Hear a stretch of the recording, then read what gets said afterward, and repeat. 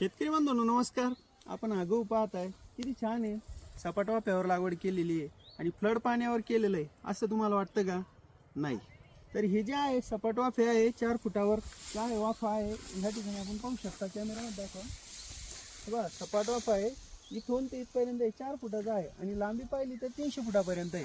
पण सपाट वाफ्यावर जर गहू पाहून असं वाटतंय बघ क्षेत्र की फ्लड पाण्यावर आहे, सपाट वाफ्या पद्धतीनं जे पाणी चालू आहे.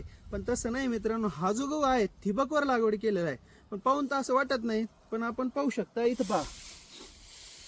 हे बघा इथं 1.5 फुटावर लॅटर टाकलेलं आहे.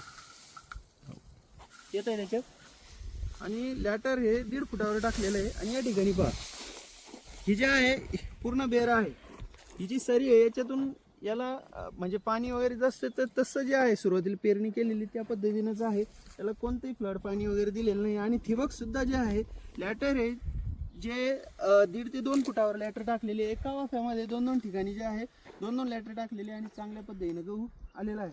म्हणजे ज्या क्षेत्र घेता येत नाही, बरेच शेतकरी जे आहे सरी पद्धतीनंच गहू घेतात आणि काय होतं त्याचं अंतर जास्त ठेवतात पट्टा पद्धतीमध्ये. आणि त्यामध्ये जे आहे जसं सपाट पद्धतीमध्ये जे गव्हाचं उत्पादन येतं तेवढं उत्पादन त्या पद्धतीमध्ये घेता येत नाही. आणि या पद्धतीमध्ये जर तुम्ही डबल लॅटर टाकलं तर आपल्याला हे चांगल्या पद्धतीनं मोठं उत्पादन आपण गव्हाचं घेऊ शकतो.